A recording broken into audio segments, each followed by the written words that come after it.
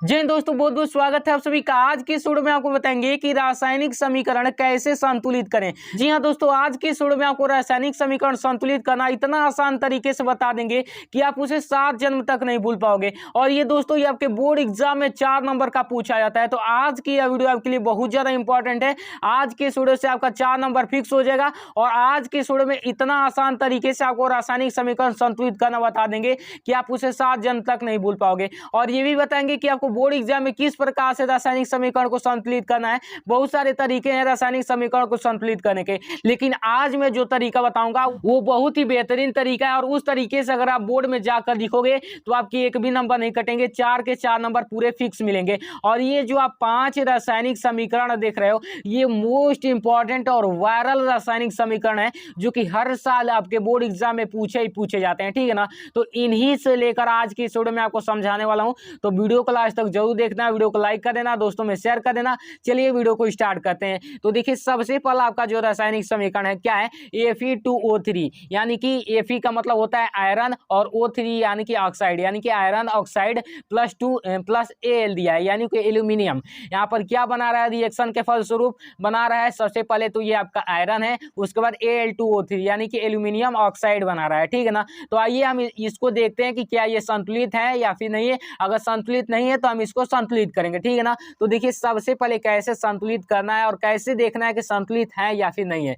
तो सबसे पहले आपको इस प्रकार से सबसे पहले लिख लेना है सभी जो देखिए, ये जो Fe है ये एक तत्व है, वो जो है यानी कि ऑक्सीजन ये एक तत्व है। लेकिन ये जब दोनों मिल गया तो ये यौगिक का निर्माण कर लिया, ठीक है ना। तो अब यौगिक का निर्माण कर लिया तो इनमें जो तत्व हैं उनको अलग अलग करके लिखेंगे। तो देखिए, Fe तत्व है तो Fe को हम अलग लिखेंगे, ऑक्सीजन हमारा तत्व है तो ऑक्सीजन को भी अलग लिखेंगे, इस प्रकार से, ठीक है ना। इस प्रकार से, ठीक, इस प्रकार से बंद कर देंगे। देन उसके बाद यहाँ पर प्लस करके एक और दिया है, उसको भी लिख देंगे।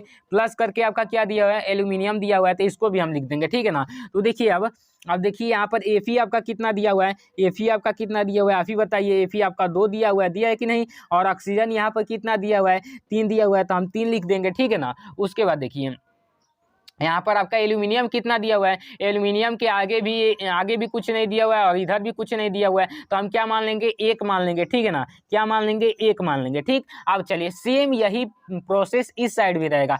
ये देखिए, Fe यहाँ पर पहले है तो पहले हम केवल Fe लिख देंगे और प्लस वाले को हम अलग लिखेंगे। Fe यहाँ पर कितना दिया हुआ है, ना इसके आगे कुछ दिया है ना बाद दिया है, तो हम 1 लिख देंगे, ठीक है ना। उसके बाद देखिए, यहाँ पर फिर से एक ब्रैकेट बनेंगे, यहाँ पर एल्यूमिनियम भी तत्व है और यहाँ पर ऑक्सीजन भी तत्व है, तो दोनों को अलग अलग करके लिखेंगे। और दोनों का मतलब कि अलग अलग यहाँ पर लिखेंगे कि एल्यूमिनियम कितने हैं। तो एल्यूमिनियम आपका 2 है और आपका ऑक्सीजन कितना है, आपका 3 है, ठीक है ना। तो इस प्रकार से हम लिख देंगे, ठीक। उसके बाद देखिए, अब जाकर सबसे पहले चेक करेंगे कि क्या ये संतुलित है। अगर नहीं है तो हम संतुलित करेंगे, ठीक है ना। तो देखिए, यहाँ पर आपका ऑक्सीजन कितना है, 2 है। और ऑक्सीजन यहाँ पर कितना है, सॉरी, यहाँ पर Fe यानी कि आयरन कितना है, 2 है। और यहाँ पर आयरन कितना है, 1 है। अब यहीं से पता चल गया कि आपका जो समीकरण है असंतुलित है, यानी कि संतुलित नहीं है। तो आइए हम इसको संतुलित करते हैं। तो देखिए, कैसे संतुलित करना है, देखिए।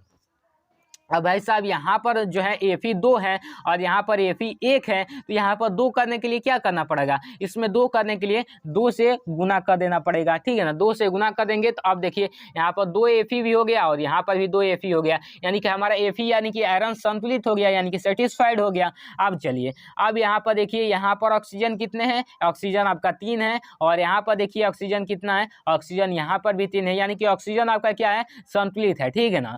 उसके बाद देखिए, यहाँ पर एल्यूमिनियम कितना है, 1 है, जबकि यहाँ पर एल्यूमिनियम कितना है, 2 है। तो अब आप ही बताइए कि इधर 2 है और इधर 1 है, तो इधर भी 2 करने के लिए क्या करेंगे, हम 2 से गुना कर देंगे। तो चाहे इस तरफ कीजिए या फिर इस तरफ कीजिए, तो हम इस तरफ लिख देंगे 2 गुना करके। अब ये आपका रासायनिक समीकरण देख लीजिए, संतुलित हो गया, ठीक है ना। अब ये संतुलित हो गया तो अब इसको कैसे लिखेंगे ये समझिए। अब इसको ऐसे लिखेंगे, देखिए, सबसे पहले इसमें तो कोई चेंजेस नहीं किया गया है, इसमें ना तो कोई गुना किया है ना कोई भाग किया गया है, गुना वगैरह कुछ भी नहीं किया गया है इसमें। तो इसको सिंपल ये जो दिया हुआ है ये इस प्रकार से दिया हुआ है ना, यही वाले को ना ये लिखे हैं, तो सेम यही उतार देंगे। क्या लिखेंगे, Fe2 O3, ठीक है ना, यही उतार देंगे। ठीक, उसके बाद देखिए ये Al वाला है, ये वाला जो है आपका Al वाला है, ठीक है ना। तो इसमें आपका क्या किया गया है, 2 से गुना किया गया है, तो इसके आगे हम क्या लिख देंगे, 2 लिख देंगे। यहाँ पर क्या लिख देंगे, प्लस करके 2 लिख देंगे, ठीक है ना, 2 यहाँ पर Al, ठीक है ना।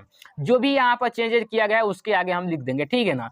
चलो अब इस तरीके से आपका तीर लगा हुआ है, यानी कि रिएक्शन किया गया है। अब चलिए यहाँ पर देखिए Fe के बाद यहाँ पर 2 से गुना किया गया है, तो यहाँ पर भी Fe के मतलब पहले क्या करेंगे, 2 से यहाँ पर 2 Fi लिख देंगे, ठीक है ना। और उसके बाद प्लस, देखिए प्लस है तो प्लस लगाएंगे। अब इस वाले में कोई भी चेंजेस नहीं किया गया, तो सेम इसी को हम क्या करेंगे, उतार देंगे, ठीक है ना, Al2O3, इसी को हम उतार देंगे। ठीक, इसी प्रकार से आपको रासायनिक समीकरण संतुलित करना है। देखिए एक हमने कर दिया, आइए अभी दूसरा करते हैं। दूसरा नंबर क्या कर रहा है, Na2SO4, यानी कि इसको क्या बोलते हैं, सोडियम सल्फेट, ठीक है ना, सोडियम सल्फेट प्लस BaCl2 यानी कि बेरियम क्लोराइड। यहाँ पर क्या बना रहा है, BaSO4 यानी कि बेरियम सल्फेट बना रहा है, प्लस NaCl यानी कि सोडियम क्लोराइड बना रहा है, ठीक है ना। तो ये आपको देखिए कैसे इसको संतुलित करना है। देखिए सबसे पहले यहाँ पर हम इसको नोट कर लेते हैं, ठीक है ना। आइए आपका क्या दिया हुआ है Na2SO4, ठीक है ना, और BaCl2 का रिएक्शन हो रहा है, BaCl2 का रिएक्शन हो रहा है, इसके साथ यहाँ पर BaSO4 बना रहा है और क्या बना रहा है, NaCl बना रहा है, ठीक है ना, NaCl बना रहा है। इस प्रकार से रिएक्शन हो रहा है। अब चलिए इसको हम संतुलित करते हैं, यानी कि इसको बैलेंस करते हैं। इसको हम बैलेंस कैसे करेंगे, देखिए सबसे पहले जैसे मैंने प्रोसेस बताया, ये जो है जो भी इसमें तत्व हैं सबको अलग अलग करके लिख देंगे। तो इसमें देखिए एक Na तत्व है, एक S यानी कि सल्फर होता है, तो ये भी एक तत्व हो गया, और O यानी कि ऑक्सीजन होता है, तो एक ये भी तत्व हो गया, ठीक है ना। इसमें कितने तत्व हो गए, 3 तत्व हो गए। तो 3 यहाँ पर डब्बा में यहाँ पर लिखेंगे। सबसे पहले Na लिखेंगे, फिर यहाँ पर सल्फर को लिखेंगे, फिर ऑक्सीजन को लिखेंगे। अब देखिए यहाँ पर Na आपका कितना है, Na के आगे यहाँ पर 2 दिया हुआ है, Na2 दिया हुआ है, तो Na आपका 2 हो जाएगा। सल्फर के आगे कुछ नहीं दिया हुआ है तो कुछ नहीं, तो 1 आपका हो जाएगा, ठीक है ना। और ऑक्सीजन आपका कितना दिया हुआ है, 4 दिया हुआ है, तो 4 लिख देंगे, और इस तरीके से हम ब्रैकेट बंद कर देंगे, ठीक है ना।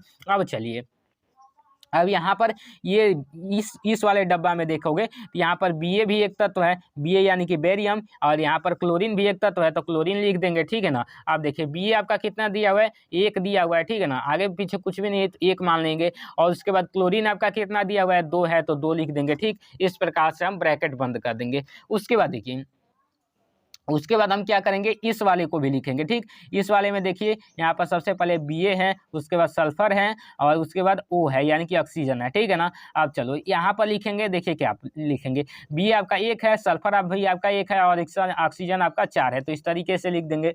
देन उसके बाद यहाँ पर देखिए, यहाँ पर Na आपका दिया हुआ है और Cl दिया हुआ है, तो Na आपका कितना है, Na आपका 1 है और Cl भी 1 है, देखिए 1 दिया हुआ है, ठीक है ना। अब चलो इसको बैलेंस करते हैं। सबसे पहले देखेंगे कि ये बैलेंस है या फिर नहीं है। कई इक्वेशन आपका बैलेंस भी दिया रहता है, लेकिन आपको घुमाने के लिए केवल एग्जाम में दे दिया जाता है, और पहले से जबकि बैलेंस आता है तो सबसे पहले चेक कर लिया जाता है, ठीक है ना। तो चेक कैसे करेंगे, देखो यहाँ पर Na आपका यहाँ पर 2 दिया हुआ है, जबकि Na यहाँ पर 1 दिया हुआ है, तो ऐसे ही पता चल गया कि ये बैलेंस नहीं है। अब इसको हम बैलेंस करेंगे। देखिए अब यहाँ पर आपका Na 2 है और यहाँ पर Na आपका 1 दिया हुआ है, ठीक है ना। तो अब इसको कैसे बैलेंस करेंगे, यहाँ पर 2 है और यहाँ पर 1 है, तो यहाँ पर भी हम 2 से गुना कर देंगे, तो ये भी हमारा 2 हो जाएगा, ठीक है ना। अब देखिए अब यहाँ पर एक ही घर में जब 2 लोग रहेंगे या फिर जितने लोग, एक पर प्रभाव पड़ेगा तो सब पर पड़ेगा, ठीक है ना। एक पर अगर प्रभाव पड़ेगा तो सब पर पड़ेगा, सेम प्रभाव पड़ेगा, ठीक है ना। तो उसी प्रकार से यहाँ पर Na पर 2 का प्रभाव पड़ा है, ठीक है ना, तो Cl पर भी 2 का प्रभाव पड़ेगा, यानी कि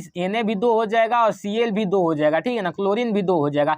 अब इस साइड क्लोरीन आपका 2 हो गया, तो इस साइड भी देखेंगे कि हमारा क्लोरीन जो है 2 है कि नहीं। तो देखिए यहाँ पर 2 है तो क्लोरीन भी आपका बैलेंस हो गया। अब चलिए यहाँ पर इसके नीचे सल्फर है, तो सल्फर यहाँ पर कितना है, 1 है, तो इस साइड भी देखेंगे तो इस साइड भी सल्फर आपका 1 है, यानी कि सल्फर भी बैलेंस है। तो क्लोरीन, सोडियम और सल्फर बैलेंस दिया है। अब चलिए बैलेंस हो गया। अब चलिए यहाँ पर ऑक्सीजन है, तो ऑक्सीजन को देख लेते हैं। ऑक्सीजन क्या है, ऑक्सीजन आपका 4 है, और यहाँ पर भी ऑक्सीजन कितना है, 4 है, ये भी बैलेंस है। अब देखिए यहाँ पर बेरियम यहाँ पर आपका 1 है और यहाँ पर भी 1 है, यानी कि अब सब बैलेंस हो गए। तो अब यहाँ पर क्या करेंगे, इस वाले में कोई भी मतलब कि चेंजेस नहीं किया गया है, तो इस वाले को भी सेम इसी प्रकार से लिख देंगे। कैसे, यहाँ पर इसी को लिख देंगे Na2SO4, ठीक है ना। कोई भी चेंज नहीं किया गया तो सेम इसी को उतार देंगे, ठीक है ना। उसके बाद इसमें भी कोई नहीं चेंज किया गया तो यहाँ पर लिखेंगे BaCl2, ठीक है ना, सेम उसी को लिख देंगे। देन उसके बाद देखिए यहाँ पर भी कोई चेंज नहीं किया गया तो सेम इसी को लिख देंगे BaSO4, ठीक।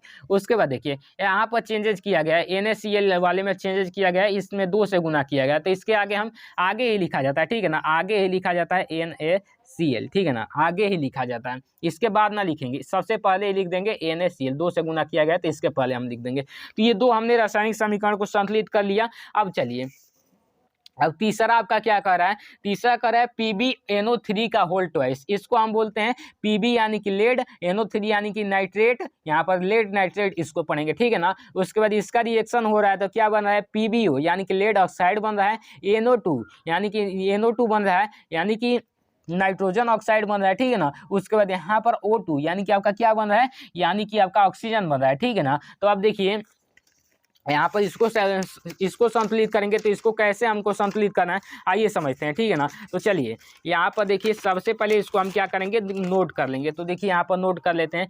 PbNO3 का होल ट्वाइस, तो बनाता क्या है PbO plus NO2 plus O2 बनाता है, ठीक है ना। अब चलिए तो यहाँ पर देखिए सबसे पहले सेम वही प्रोसेस रहेगा, यहाँ पर नोट कर लेंगे, यहाँ पर Pb को भी नोट कर लेंगे, यहाँ पर फिर N एक तत्व है तो इसको भी, और O है तो O को भी यहाँ पर नोट कर लेंगे। तो सबको देखिए नोट कर लेते हैं, Pb 1 है, N आपका कितना है 1 है, यहाँ पर N यहाँ पर इसका होल ट्वाइस दिया हुआ है तो N आपका कितना हो जाएगा 2 हो जाएगा, और यहाँ पर O 3 दूनी का कितना हो जाएगा 6 हो जाएगा, ठीक है ना, यहाँ पर गुना हो जाता है तो यहाँ पर O आपका 6 हो जाएगा, ठीक। उसके बाद देखिए इस साइड का कंप्लीट हो गया। अब इस साइड का देखेंगे, यहाँ पर Pb 1 है, ओ एक, उसके बाद O है, Pb आपका कितना है 1 है, O आपका कितना है 1 है, ठीक है ना। उसके बाद देखिए यहाँ पर इधर यहाँ पर N कितना है और O कितना है, N आपका 1 है और O आपका 2 है, ठीक।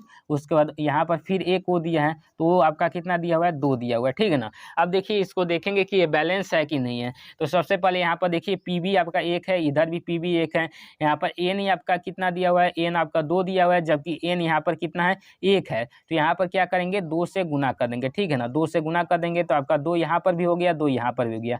जबकि यहाँ पर देखिए ऑक्सीजन 6 है और यहाँ पर भी 2 2 4, यहाँ पर 4 2 6, यहाँ पर 2 2 4 हो गया, 2 से इसमें भी गुना होगा तो 4 हो गया, 4 2 6 हो गया, 6 1 कितना हो गया, यहाँ पर 7 हो जाएगा, ठीक है ना। 6 और 1 कितना हो जाएगा 7 हो जाएगा। यहाँ पर बैलेंस नहीं हो रहा है, तो बैलेंस नहीं हो रहा है तो यहाँ पर सबसे पहले हम 2 से गुना करेंगे, जब बैलेंसिंग ना हो तो इधर 2 से गुना कर दीजिए, ठीक। अब देखिए अब यहाँ पर Pb कितना हो गया 2 हो गया, यहाँ पर नाइट्रोजन यहाँ पर Pb 2 हो गया, तो अब यहाँ पर भी Pb 2 करेंगे तो इधर भी 2 से हम गुना कर देंगे, ठीक।